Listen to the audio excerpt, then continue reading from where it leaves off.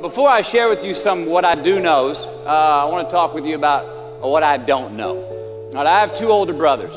One was in high school in the early 1970s, and this was a time when a high school GED got you a job, all right, and the college degree was exemplary. My other brother, Pat, was in high school in the early 80s, and by this time, the GED wasn't enough to guarantee employment. You needed a college degree, and if you got one, you had a pretty good chance of getting the kind of job that you wanted after you graduated. Now me, I graduated high school in 1988, got my college degree in 1993, and that college degree in 93 did not mean as much. It was not a ticket, it was not a voucher, it was not a free pass go to anything. So I asked the question, what does your college degree mean? It means you got an education. It means you have more knowledge in a specific subject, vocation. It means you may have more expertise in what your degree is in. But what's it worth? In the job market, out there today, we know the market for college graduates is more competitive now than ever. Now, some of you already have a job lined up. You've got a path where today's job is going to become tomorrow's career. But for most of you, the future is probably still pretty fuzzy. And you don't have that job that directly reflects the degree you just got. Many of you don't even have a job at all. Think about it. You've just completed your scholastic educational curriculum in life, the one that you started when you were 5 years old in kindergarten, up until now, and your future may not be any more clear than it was 5 years ago. You don't have the answers, and it's probably pretty damn scary. And I say that's okay, because that is how it is. This is the reality that many of you are facing. This is the world that we live in. The sooner that we become less impressed with our life, with our accomplishments, with our career, with whatever that prospect is in front of us, the sooner we become less impressed and more involved with that and these things, the sooner we get a whole lot better at doing them. So, I'm going to talk to you about some things I've learned in my journey. Most from experience, some of them I heard in passing, many of them I'm still practicing, but all of them I do believe are true. Now, they may be truths to me, but don't think that that makes them mine, because you cannot own a truth. So please think of these as signposts, approaches, paradigms that give some science to satisfaction. They're yours to steal, they're yours to share, liken to your own lives, to personally apply in your own lives, in your own way, should you choose to. So, here we go. Number one, and this should come up on the Jumbotron. Life's not easy. Is it up there? Life is not easy. It is not. Don't try to make it that way. Life's not fair. It never was. It isn't now, and it won't ever be. Do not fall into the trap, the entitlement trap, of feeling like you're a victim. You are not. Get over it and get on with it. And yes, most things are more rewarding when you break a sweat to get them. Number two, I love this. Unbelievable is the stupidest word in the dictionary. Should never come out of our mouths. Think about it. To say, oh wow, what an unbelievable play. It was an unbelievable book, an unbelievable film, an unbelievable act of courage. Really? It may be spectacular, it may be phenomenal, most excellent or outstanding. But unbelievable? Give others and yourself more credit. It just happened. You witnessed it. You just did it. Believe it. What about the other side of unbelievable? You know, that side when we humans underperform or act out of our best character. For instance, man flies a suicide jet into the World Trade Center. Millions die from diseases every day that we have cures for. Bob the Builder swears that he's going to have your house built by Thanksgiving, and you can't move in until Christmas the next year. Our best friends lie to us, and we lie to ourselves all the time. Unbelievable? I don't think so. Again, it just happens, and it happens every day. Nothing that we Homo sapien earthlings do is unbelievable. And if there's one thing you can depend on people being, it's people. So we shouldn't be surprised. We, us, are the trickiest mammals walking the planet. I'm not worried about the monkeys. I'm worried about you and me. Happiness is an emotional response to an outcome. If I win, I will be happy. If I don't, I won't. It's an if-then, cause and effect, quid pro quo standard that we cannot sustain because we immediately raise it every time we attain it. You see, happiness demands a certain outcome. It is result reliant. And I say if happiness is what you're after, then you're going to be let down frequently and you're going to be unhappy much of your time. Joy, though, joy is a different thing. It's something else. Joy is not a choice. It's not a response to some result. It's a constant. Joy is the feeling that we have from doing what we are fashioned to do, no matter the outcome. Now, personally, as an actor, I started enjoying my work and literally being more happy when I stopped trying to make the daily labor a means to a certain end. For example, I need this film to be a box office success. You know, I need my performance to be acknowledged. I need the respect of my peers.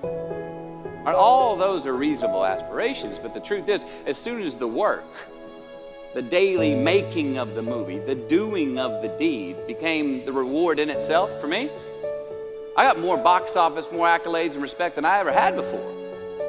See, joy is always in process.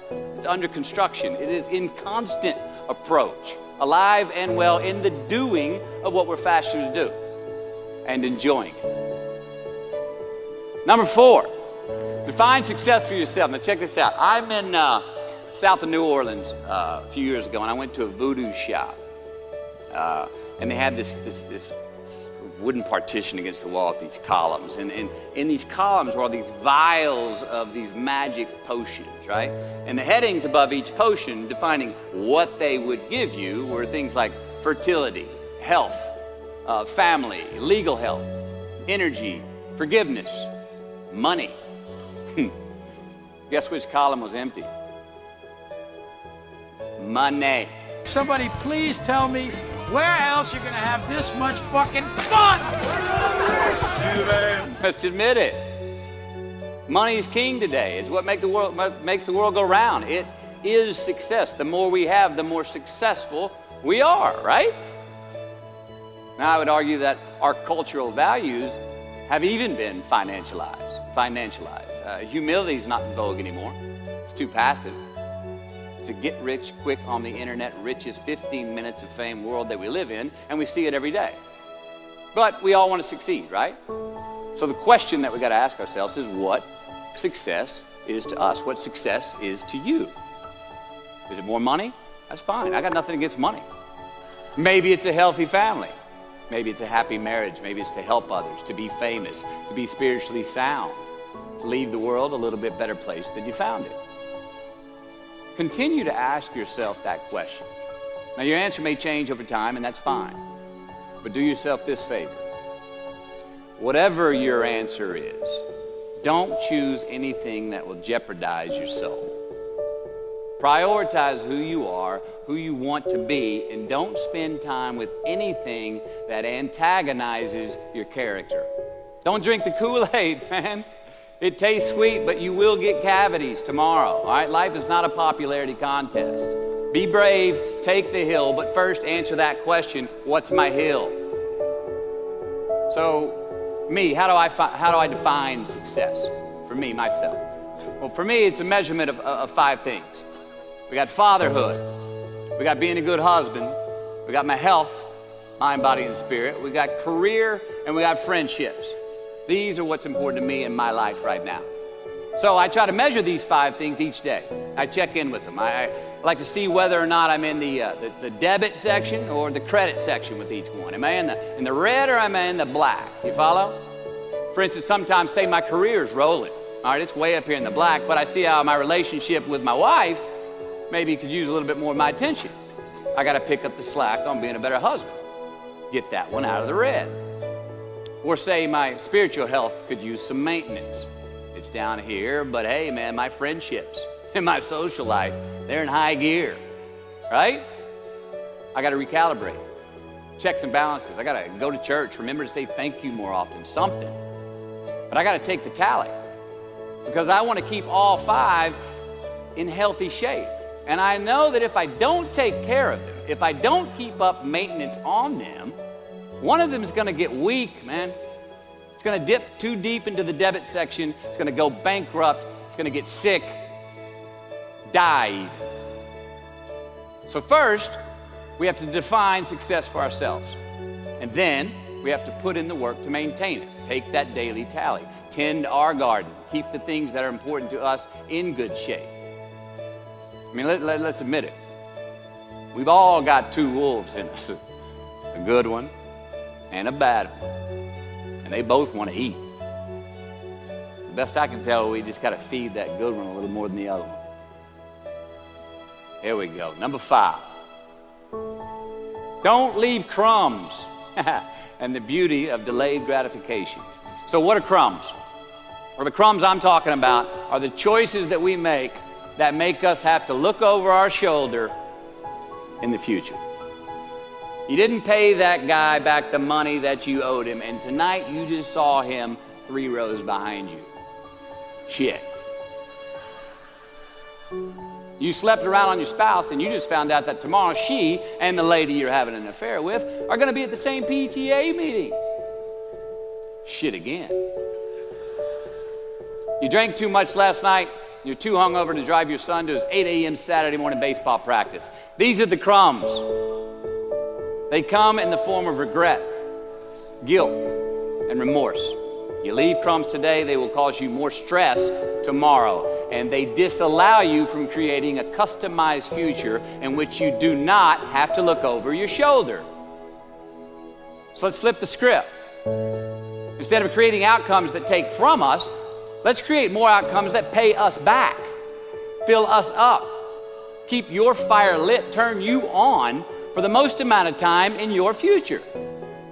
These are the choices I'm talking about. And this is the beauty of delayed gratification. All right, tee yourself up. Do yourself a favor. Make the choices, the purchases today that pay you back tomorrow. Residuals. In my business, we call it mailbox money. If I do my job well today, and that movie keeps rerunning on TV, 5 years from now, I'm getting checks in the mailbox. It's a heck of a deal.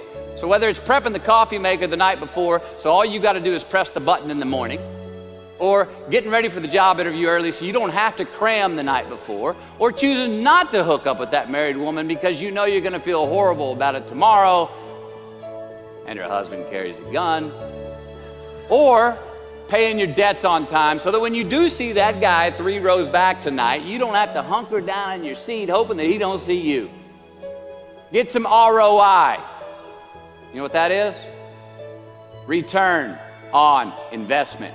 Your investment. You. Customize your future. Don't leave crumbs.